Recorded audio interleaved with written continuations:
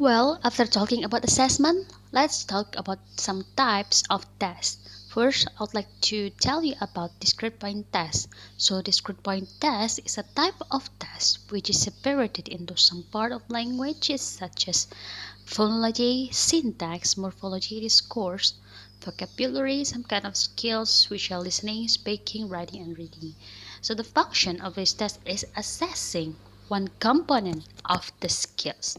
For example, the teacher want to know or want to assess the student's vocabulary.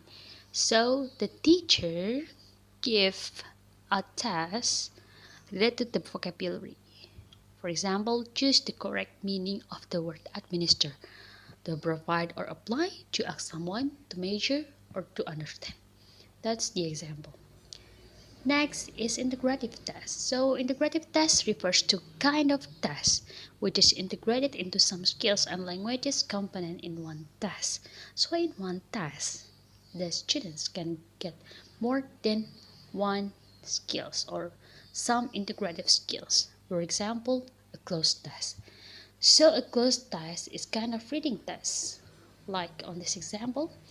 So on the reading test, some of the words are deleted, and what the students need to do is fill in the blank by the appropriate vocabularies and appropriate grammar. So by this kind of test, the students can get some integrative skills like vocabulary, grammar, and many others. Next is dictation. So the dictation is kind of listening activity. So listening to a reading passage by the teacher or by using an audio tape in a loud voice. So what the students need to do is write what they have heard.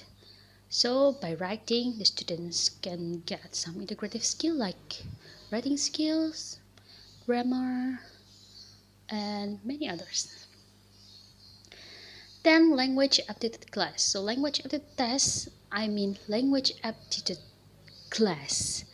Aptitude test. So language aptitude test refers to the form of the test measuring general ability of people through an exposure to foreign language.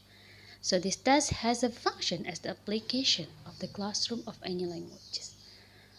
For example, the MLAT test, the Modern Language Aptitude Test, the standardized aptitude test used in United States. You can see on the table. The next is proficiency test. So proficiency test is a test of all skills of language. So the test commonly used standardized multiple choice question of listening, reading, grammar, and vocabulary. For example, TOEFL test. Uh, Recently, they also use like speaking, also writing, like in IELTS test. Next is placement test. So the test is for classifying students into some level of the program depend on their ability, low, intermediate, or advanced, or some kind of levels. For example, in a school, the new students got a get a placement test in order to classify them into some classes, low, intermediate, and advanced. So the teacher can adjust the material depend on the student's competence. Next is diagnostic test. So diagnostic means diagnosing the strength and the weakness of the students.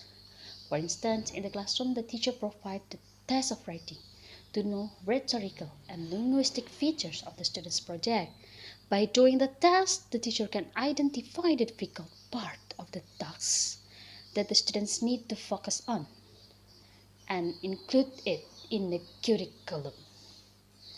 Next is achievement test. So this kind of test is usually at the end of the program to give an information about the students' accomplishment and achievement.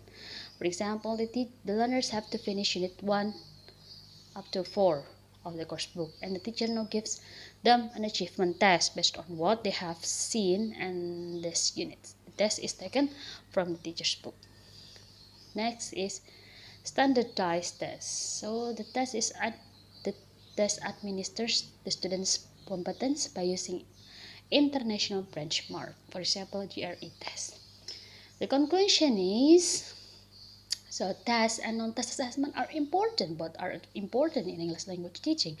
Those kind of tests are useful for teaching and learning process.